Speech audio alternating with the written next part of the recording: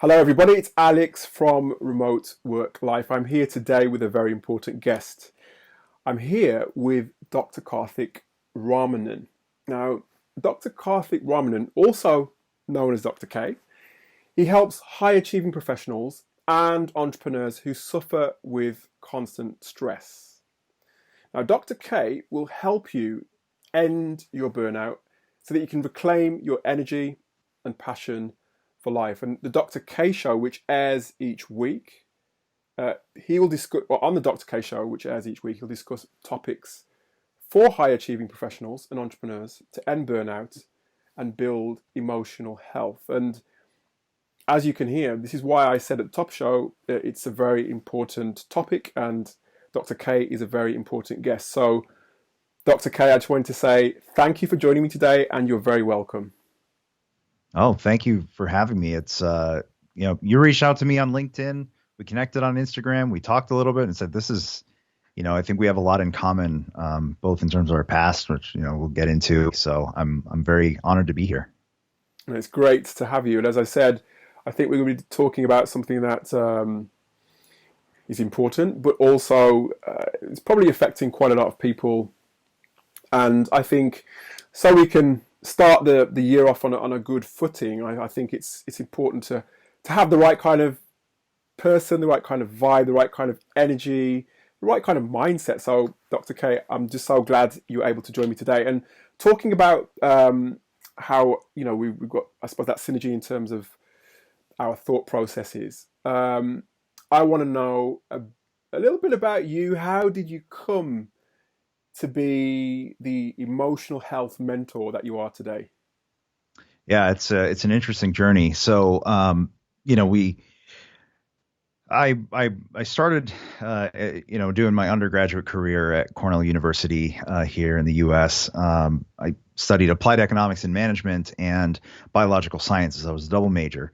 And I found myself after that, I was thinking about going into the biotech industry and that sort of thing, and eventually just found myself actually leaving the biology at the time. And I went to work at Wall Street at Goldman Sachs back in 2005, and spent the next 8 years there. Had a very good career. Was able to contribute quite a bit and move up. But it all did come at a little bit of a cost. As it was, I went into, past my undergraduate career, I was a little bit unhealthy, on physically larger and everything else. And the stress of working the very long hours in any corporate environment, right? And especially in among other high achievers where we're really trying to deliver a lot of value to our clients and everything else. And of course, we had 2008 and the recession and all the challenges that came from that. So to take care of myself was not a priority, and it was really just try to do the best we can, keep our head above water in some cases, and just again try to do the best we can for our clients at the time. And so, like I said, I was able to get the promotions and all that other stuff, and I found myself at a point a little bit further along, a few years down the road in my career there, at a place where I was able to pay off my undergraduate student debt. I was able to pay off my parents' credit card debt, and I was able to do more for charity and sponsor, families in a way that I never thought I could in my late 20s. I mean, it was really fulfilling in that respect. But I remember one day specifically, I was standing at the window of my wall-to-wall, floor-to-ceiling window of this apartment, looking over the New Jersey horizon. There's not a single building of that height on that 30th floor of that skyrise in my view. So I got this clear, beautiful view of the New Jersey horizon, literally feeling on top of the world in terms of the view. And like I said, it was, had all those fulfilling things with that I was able to do because of my career, except I had this sinking, painful feeling that I hated the man in the mirror. I absolutely had, even though it was high achieving on the outside, everybody, saw me a certain way, and I was able to perform well on the inside. Nobody knew just how much confidence I lacked, how much I just dreaded being seen, dreaded just feeling shameful, in part because, again, I was 250 pounds at the time. I was just unhealthy, unhappy, very lonely. Dating wasn't going well, and nobody knew what was going on in my life. And it was just at that point where things were not. I realized that just because it looks good on the outside, it's more important for it to be in integrity on the inside. And as fate would have it, I met up with my sister at one point and then 3 months later. And in that 3 months, she had lost 30 pounds and her cystic acne had cleared up and she looked incredible.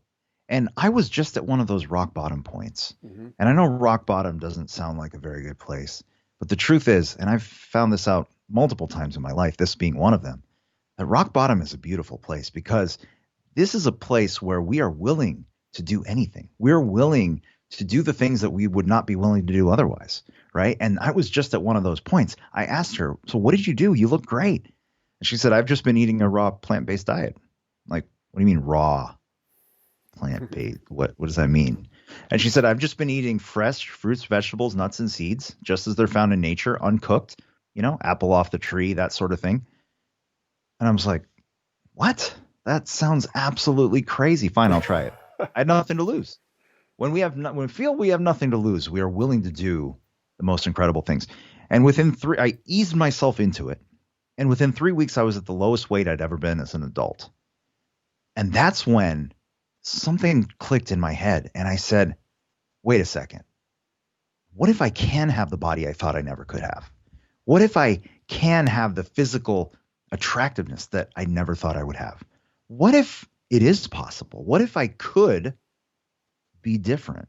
And I didn't know what it looked like. I didn't put any expectations on myself. I just started eating this way. I started getting healthier, and slowly people started noticing at the office, and I would get people asking me, hey, Cartha, can you help me lose a few pounds here before this wedding I got to go to, and that sort of thing. Mm-hmm. And I just give them recipes and whatnot. And then the craziest things happen. I saw type 2 diabetes go away, hypertension, cholesterol. And I thought, okay, I don't know what I'm doing, but their lives are transforming. My life is transforming. I don't know what this is, but I got to do this for my career, right? And as I just went down this journey, ended up losing 100 pounds and discovering, hey, there's purpose in this. So I did some research and I found out about this form of medicine called naturopathic medicine that we're licensed in, almost half the states here in the United States. And, it's a form of medicine that basically works with the body's ability to heal itself. So we're functionally looking at hormone levels. We're looking at different ways in which nutrition affects how we the balance again in hormones, balance in metabolism, everything else. How does nutrition affect the prevalence of chronic diseases? Everything else that I started researching, and I said, okay, you know what? I don't want to go back to school. I was going to be 30 pretty soon at that time, and I'm like, I don't want to go back to school. But I called up my sister and I said, what do you think if I make sure the prerequisites, all that stuff, and apply and see if I can go back to medical school for this? And she said, one of the best naturopathic schools in the country is right next to where I live now. Wow. In Arizona. I was like, what? No way. So I decided I'm going to move from New York to Arizona, and I'm going to leave my career. And it was lucrative career, but I said, this is where I need to be. This is where I'm being called. So I did that. And I remember on the plane, I'm on the plane for, the movers have taken all my boxes. I just got my carry-on and I'm flying, and I'm on the plane. I'm looking out, literally leaving my old life behind me. Right. And embarking in this new healthy life, new career coming up. And I remember on the plane thinking, oh my goodness, nobody knows me in Arizona. Nobody knows me. This is an opportunity for me to show up as this new version of myself and see what kind of impact I can make. So I took out a sheet of paper and a pen, and I just started writing, what does Dr. K of the future look like? How does he think? How does he eat? How does he treat others? How does he treat himself? What are his morning routines? What are his evening routines?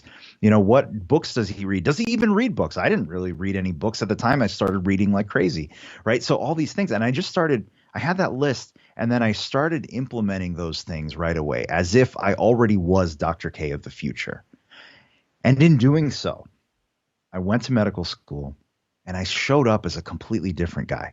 Showed up as somebody that I had never been before, a leader, somebody that took chances, stepped out of my comfort zone over and over. And in the process, I also happened to attract someone in my class who is now my wife because, I wasn't looking for romance, right? I was truly working on myself, but I became somebody that became magnetic to her and she became magnetic to me, right? And that was really, it started as friendship and obviously evolved to so much more.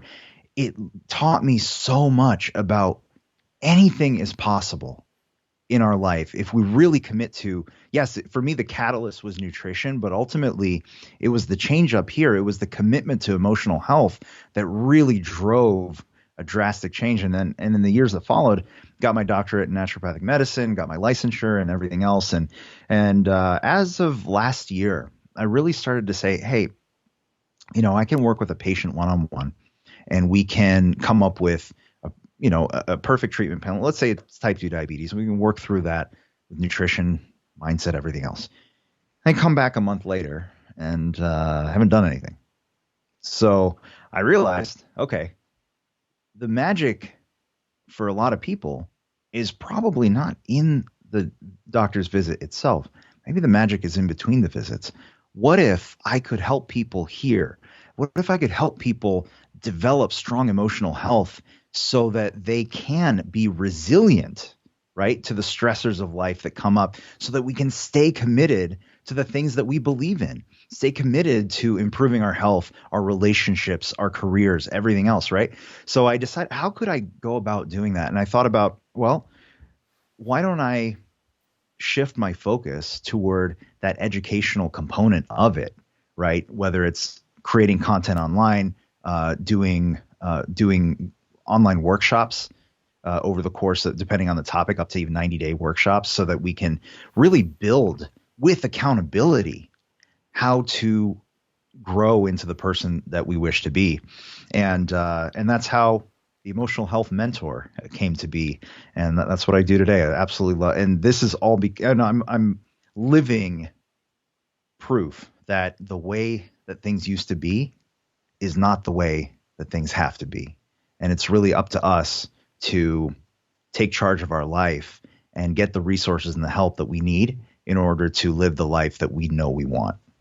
No, it sounds good. And you've just really made a turnaround in terms of your life, I guess, your entire life by the sounds of it. And yeah, you found your calling. You're on your way in terms of using all the information that you gathered about your career and the things that didn't work, and now you've translated that into your business and helping other people, which I think is like the ultimate in terms of purpose. And so tell us about your business and I did give some hints in the introduction, but who do you serve and why is your service so important? Well, it's like I said, I come from whatever you want to call a high achieving background, whether it's Ivy League university, Wall Street, medical school. I completely understand the mentality of overachieving, perfectionism, dealing with imposter syndrome and acting through it anyway. All of those challenges, hoping that at a certain level of achievement, we can feel good about ourselves, and knowing that that day never comes. That day never comes, because you can't out-achieve self-criticism. You can't out-achieve burnout. You have to really, go about it in a different way. The way I explain it is this, right?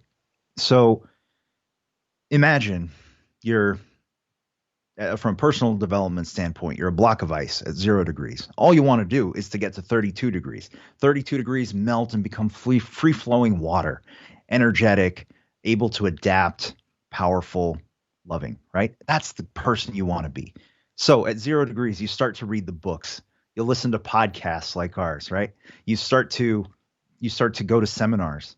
Maybe you go to therapy. Maybe you go to a functional medicine or a naturopathic doctor, get your hormone levels checked, everything. You get better and better and better and healthier and happier, right? 5 degrees, 10 degrees, 15 degrees.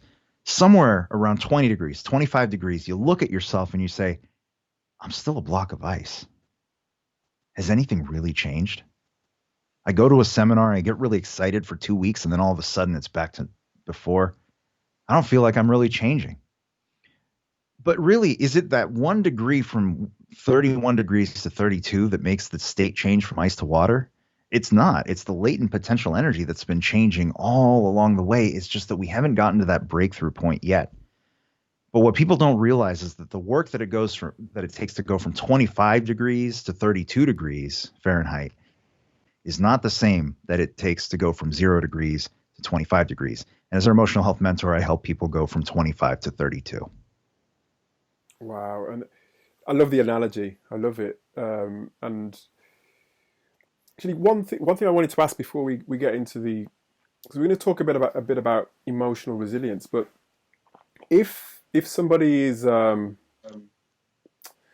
guess, recognizes any of the symptoms that you've described, other than obviously getting in touch with you, I'm obviously going to leave your details in the show notes as well. You had your sister, and you had somebody there in front of you as an example. What would you advise somebody to do? Because I think there's lots of people who may not know what step to take next in terms of getting the help that they need. Yeah, it's a lot of it is circumstantial, right? Like I fell into so much good fortune along the way, but the truth is that if we are open to accepting the good fortune that does come our way and acting upon it, it doesn't become good fortune until we act upon it, right? But in terms of, if you wanted to change one aspect that can have the greatest lever toward change is your environment.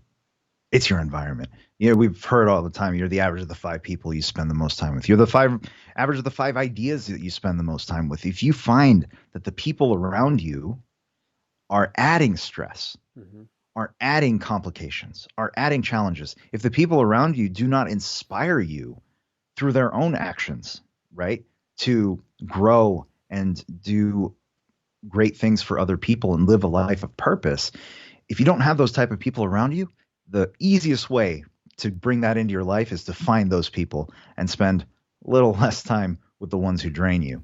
It's not just, listen, there's going to be people that we're with that, we can't cut them out of our lives, but you can always inspire them to grow. It could take time, could take a lot of time by your own example. So it's just super, super important to spend your time, fill your mind with ideas, spend your time with people that inspire you to grow, because ultimately we are a social species. We do adapt and evolve with each other, and having the right people around you makes all the difference. Yeah, I second that. I love that. And in the meantime, though, I think it's important. I think we're going to be talking about emotional resilience today, and especially as we're into a fresh start. It's a new year ahead, and we're looking towards not only what you've just suggested in terms of probably looking at our networks, understanding who we can turn to, who is probably not so effective in terms of helping us out. In a way, sweeping the cobwebs away for a new beginning, almost for the year ahead. And one of the things that you are great with is helping people to build emotional resilience. But there may be some people out there who may not know necessarily what it is. Obviously, emotional resilience is all about making yourself become more resilient. But what is emotional resilience, and why is that important? So I'm going to zoom out before I answer that question to the overall topic of emotional health. So the term of emotional health, and part of emotional health is emotional resilience. So emotional health is a person's ability to identify, process, act upon feelings in specific circumstances and over the course of time. And it incorporates emotional intelligence and what we're talking about here, emotional resilience.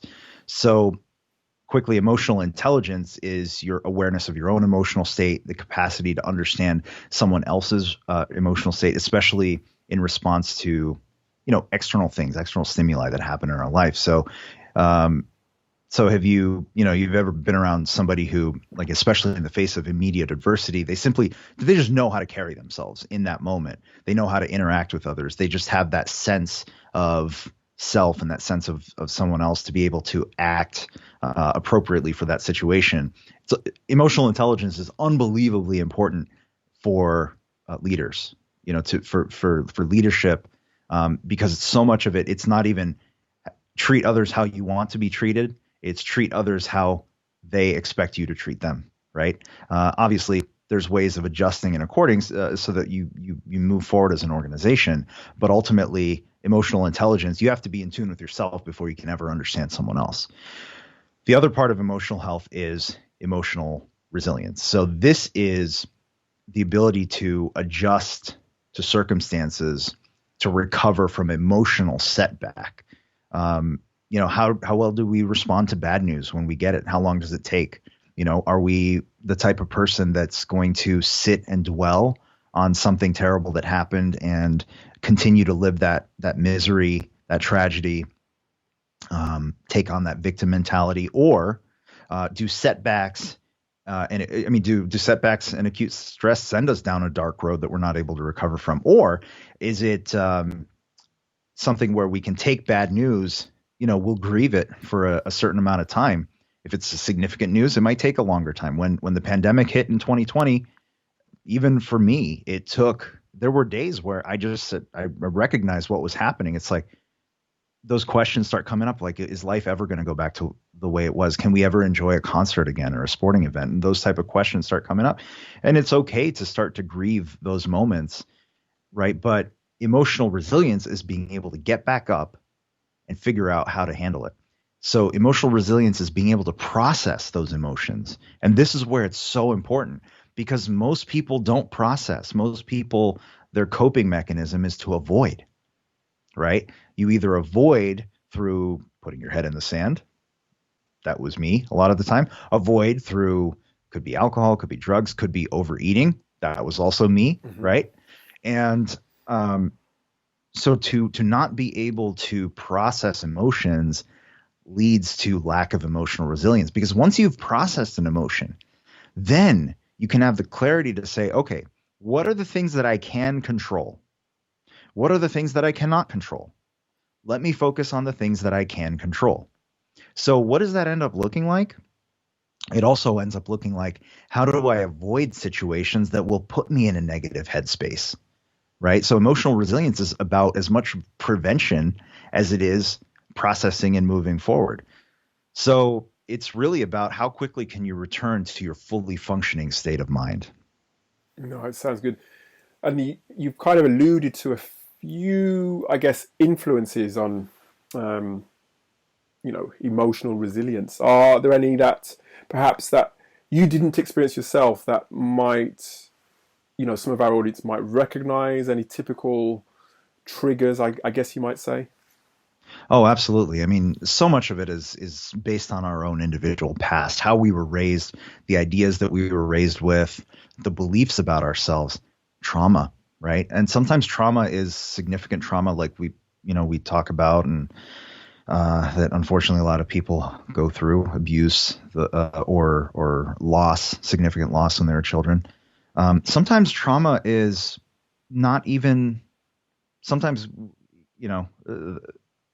I talk to a lot of people. Some of my clients are like, hey, I didn't have those challenges growing up, right? I didn't have those problems, those traumas when I was a kid, but I still can't shake the idea that I had a poor childhood. I still can't shake the idea, that negativity toward themselves. Still, again, high achieving people, by the way, very high achieving. You wouldn't know it necessarily talking to them up, initially, but so. Yeah, trauma has a big part of it, but it's just those experiences. Because sometimes, it could have been as simple as you're 7 years old, parent comes back after a long day, and, maybe they're tired. They say something innocently, but for a child, that can translate not into, you know, parent had a rough day, could translate into I am not enough. Mm. They don't want to spend time with me. And then as we grow up, those seeds start growing into full trees, these full belief patterns of I am not enough, I'm not good enough, I'm not smart enough, I'm not good looking enough, I'm not fit enough, I'm not healthy enough, I'm not capable enough, fill in the blank. And some people cope with that over the course of time by out achieving. It's like, I'm not good at, you said I'm not good enough. I'm going to show you. And they just out achieve. And ultimately, they don't even remember how the idea came into their head. Somebody else's voice became their own, and running from that negativity inside our head saying we're not good enough. So, but ultimately no level of achievement erases that negative voice. So that influences emotional, but really it's the environment all along. Like, who did we grow up around? Who were the good influences around us? Did we learn coping skills at a young age, or did we not? Most people don't, unfortunately. I wish, if there's one thing that I wish we could add to curriculums in school, it would be, well, two things. One, personal finance, super important. Number two, actually, I guess number two would be personal finance. Number one would be coping skills, because if we could develop strong coping skills when we're younger, it would give us so much of a better chance to move through life with much more resilience, so that when it's not a matter of if we get knocked down, we all get knocked down. Life happens. Things happen. We experience loss. We experience accidents, the things that blindside us, terrible things, right? Or it could be something that was not even in our direct life, right? The pandemic affected all of us, right? Initially, it affected all of us. And then as time went on, it affected some of us individually as well, whether it was family members, whether it was ourselves, right?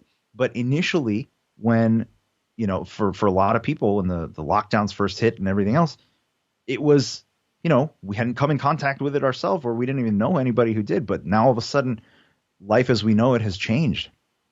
Coping skills, grieving, like these are really, really important to be able to go through. And it's really the foundation for emotional resilience. But there are more things to it, and we'll talk about here pretty soon when we talk about tips and whatnot. About the 5 pillars of emotional health. No, excellent. I love that. And talking about coping skills, there's actually a couple of questions to that, because it's phenomenal, isn't it? The especially as a child.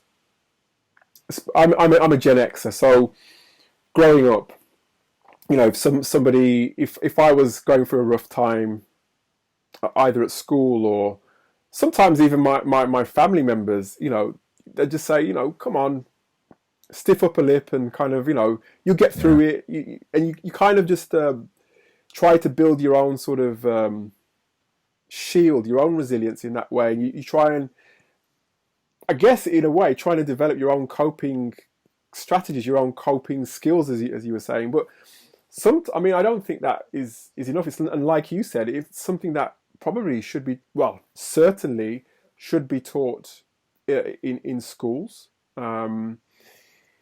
What you're finding now actually is, I don't know to what level this is happening, but there are businesses, and I don't know if it's specifically or especially remote businesses, but I know a lot of leaders within remote businesses are taking on coaches to help their teams to actually cope with certain scenarios, certain situations, and so that they get the support that they need. And it's not just a matter of, deal with it, stiff upper lip, that kind of thing. So the question I wanted to ask really is, how do you develop those coping skills, and what are they? Yeah, it's, I think it all boils down. It starts with communication, because, I've certainly experienced much of what you were just talking about too. Toughen up, Yeah. be a man. Yes. It's a common one, right? Especially for us guys, like, be a man, Yeah. Don't, but that is a coping skill. That is one coping skill is to have that tough shield, that exterior, so that when things happen, you do have the ability to just not be swayed so quickly by the wind that is blowing at you, right? So that is a skill. However, if that's the only skill in your toolbox, it doesn't work all the Mm-hmm. time. Another skill, and this is where the part that I think is really lost, is the ability, just the ability to talk through challenges, right? To express how we are feeling and to have somebody on the other end who is a good listener, who will not judge you as you are speaking. Because if two people can communicate with each other without judgment, to say, and this also boils down to what makes for one of the things that makes for a good relationship, romantic relationship, right? Absolutely. Is the ability to communicate, to say, this is what happened. Like, something happened, there's a disconnect. So instead of saying, you did this, right? And now look what happened. Instead of that, it's simply, this is how I'm feeling. This is what's coming up for me. Because sometimes we know that the thoughts that come up, the feelings that come up are not the same as what we know to be true. I mean, if you're listening to this and you've had that thought, I know I'm not seeing you right now, but raise your hand, right? You ever had those feelings where what you're feeling, is completely out of line with rational thought, but you can't stop the feeling anyway, right? I mean, it happens.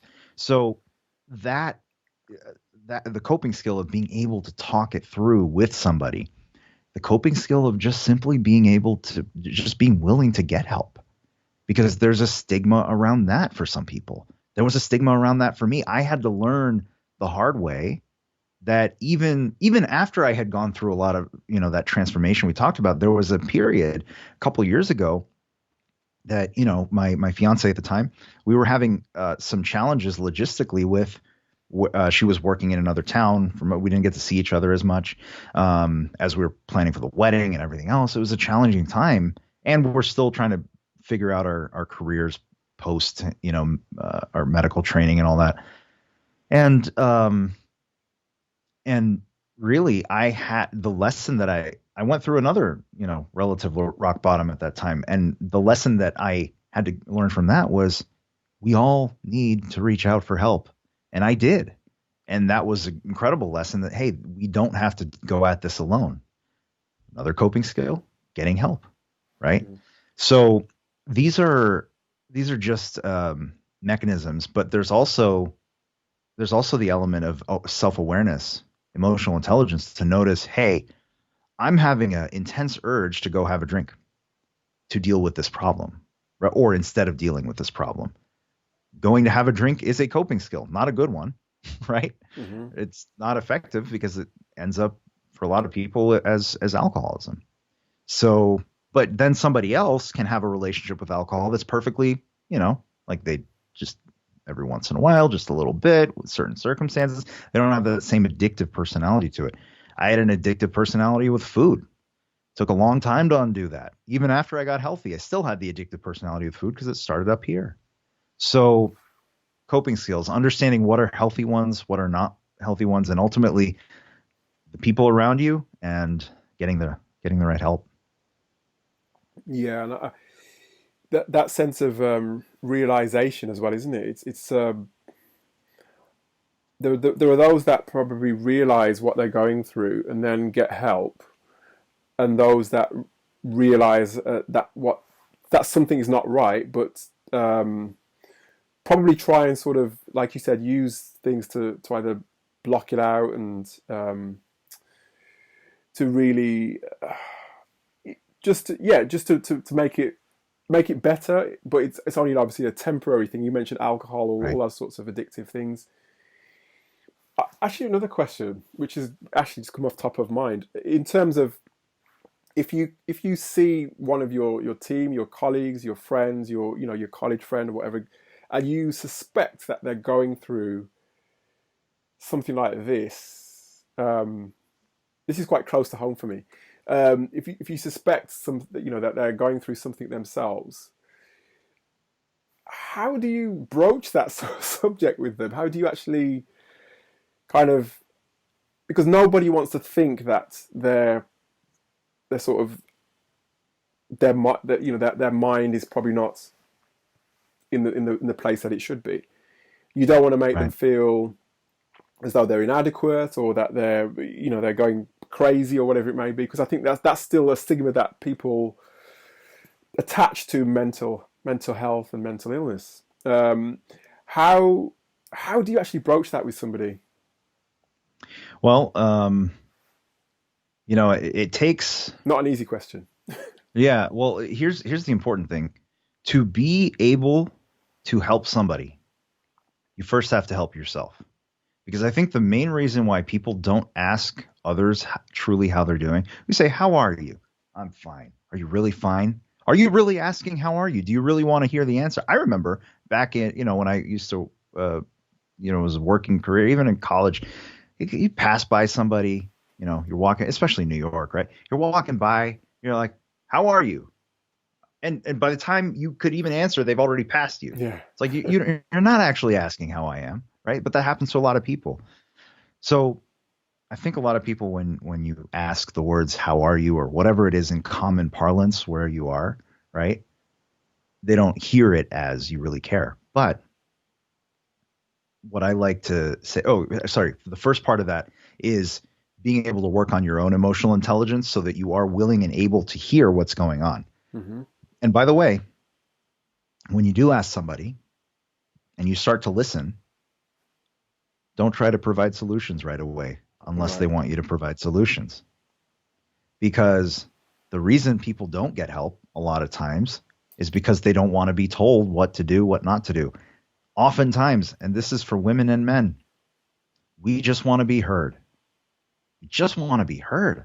Mm-hmm. Just being heard is therapeutic in many cases, right? So if you get yourself to a state, and it's not that hard once you practice it a little bit, to just be able to listen and just be there. Like when you take the burden of having to solve the problem off of yourself and just say, I'm just here for you.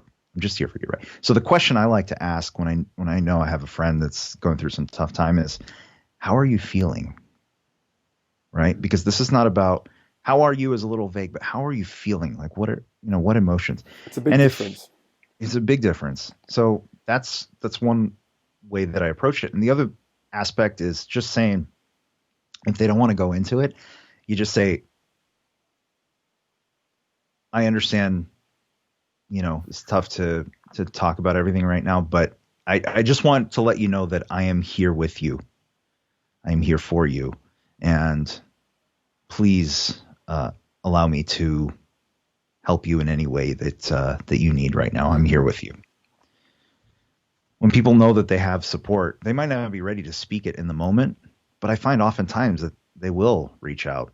If not for that specific problem that they're dealing with at that time, at some point down the road, where they're just like, can we talk? I just need somebody to talk to, Mm-hmm. somebody to sound off.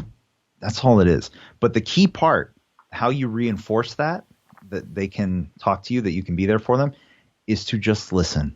You don't have to solve the problem. Don't try to solve the problem unless they want your advice to, hey, what do you think I should do? Then, of course, give your opinion. Sure. But to really just to just be there for them is the most important thing. No, of course, I love that. Dr. K, I just want to ask if you could share some of your tips on. You mentioned the five pillars. Share some tips with us in terms of how we can build our emotional resilience. Yeah, absolutely. So I teach what I call the 5 pillars of emotional health. And if you build emotional health, that's emotional intelligence and emotional resilience. Mm-hmm. And realistically, emotional resilience, I think, is emotional intelligence. Yeah, it's that ever-growing underlying skill. But emotional resilience is functionally what we're after, right? Like the ability to just be able to handle life and still move forward towards our dreams, right? So the 5 pillars of emotional health are, number 1, what I call your psychology, the way you think, your default thought patterns and behaviors, the way that you the way that you see yourself, the way that you talk to yourself, your ability and willingness to step outside of your comfort zone to discover what patterns have been running your life, your psychology. Number two is your relationships. So again, we're the average of the 5 people we spend the most time with. Working on your relationships means addressing the pain points with your significant other, others that are close to you. It means having conversations with your boss, your coworkers, to create an environment around you that's conducive to emotional intelligence and emotional resilience. It's releasing who you think you're supposed to be around them and embracing who you truly are to attract the best people into your life. That's number 2. Number 3, your nutrition. And what does nutrition have to do with emotional health? Actually, a lot. If we can agree that if our brain and nerve function isn't operating at proper capacity, then we're not going to feel well. If we don't feel well, our emotional resilience will suffer. So the neurotransmitters are chemical messengers, compounds that aid in sending signals throughout our nervous system. So neurotransmitter examples are adrenaline, dopamine, serotonin, GABA, many, many others. Mm-hmm. What you might not know is that 90% of the neurotransmitters in our body come from our gut. 90% of the neurotransmitters in our body come from our gut. There's an estimated 100 trillion bacteria that live in our gut that are responsible. A lot of them are responsible for neurotransmitter production, regulation, and a lot of other things that we're learning about daily, but also immune function, and so many other functions here. So the bacteria provide us the essential compounds that we need for the function. We provide them a place to live. So it's this nice symbiotic relationship. But the types of bacteria that grow, that give us that optimal function, depends on the food that we eat. So if we eat too many foods that harm our gut microbes, we're going to lose a little bit of that body function that those microbes provide. So diets that are high in refined sugars, fried fats, processed foods, animal products, they might help us like, I like those foods, especially they could be a coping mechanism, right? When we're not feeling good, to have a cupcake or a donut or ice cream, or a hot dog or whatever, right? Nachos. But they push us toward a suboptimal gut microbiome. On the other hand, diets that are full of more whole plant foods and more insoluble fiber are essential to giving us a thriving gut microbiome and therefore a thriving emotional resilience. Number 4 is sleep. So let's be honest, right? High achievers are like, sleep is for the weak. I got this project. I'll sleep later. I'll sleep when I'm dead. Like we stay up late, get up early. Doesn't matter, right? That's what we do. And I totally get it, because when I was an undergrad at Cornell, I had 30 weeks in my first year, 2 semesters, 15 weeks each. And in those 30 weeks, I pulled 37 all-nighters. What? So more than one. I averaged more than one all-nighter a week. I went one phase of time where I went 100 hours without sleeping. And then I went to Wall Street in my 20s and I got a little more sleep, like 5 hours, 6 hours. Yay. And eventually it caught up to me. Absolutely caught up to me. It eventually catches up to everybody. You can't, sleep is when we develop long-term memories. Sleep is when we process the day's events. Sleep is when our brain actually goes through physical detoxification processes during those hours of sleep. So one day here and there, we have to do what we got to do. That's fine. But on a regular basis, we have to prioritize sleep. But prioritizing sleep is not just enough. We have to understand what are the factors that give us poor sleep, right? So that we can start to change it. So if we're on our phones at night, first thing in the morning, that's going to affect our sleep. If we don't get enough sunlight exposure during the day to set our circadian rhythm so that we have proper hormone balances of cortisol and melatonin from, throughout the day, that's going to affect our sleep. That's also going to affect our appetite, which could make us make bad decisions on the nutrition front. Mm-hmm. See how they all interact with each other. So sleep is incredibly important. And if you want to end burnout, if you want to build strong emotional resilience, sleep is absolutely required. 8 hours a night, some people 9 hours a night, but it's also about the quality of that sleep. Then comes your exercise. That's number 5, body motion.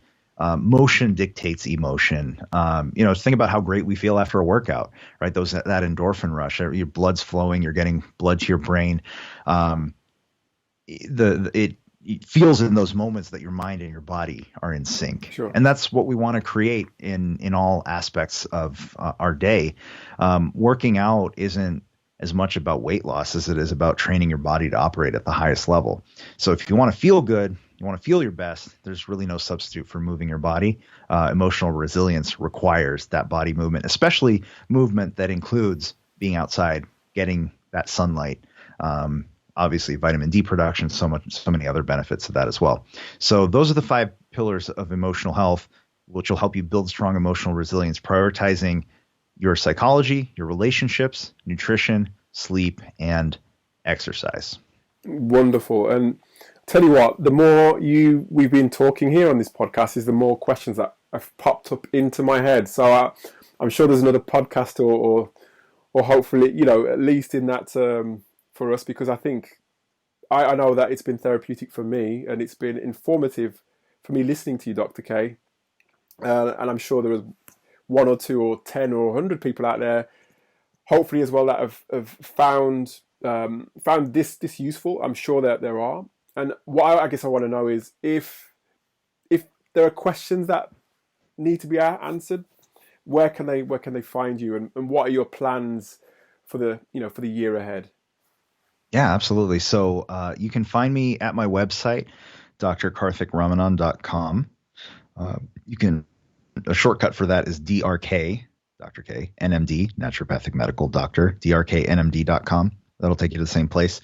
But also, if you're interested, you can follow me on social media. I'm on YouTube, Instagram, LinkedIn as well.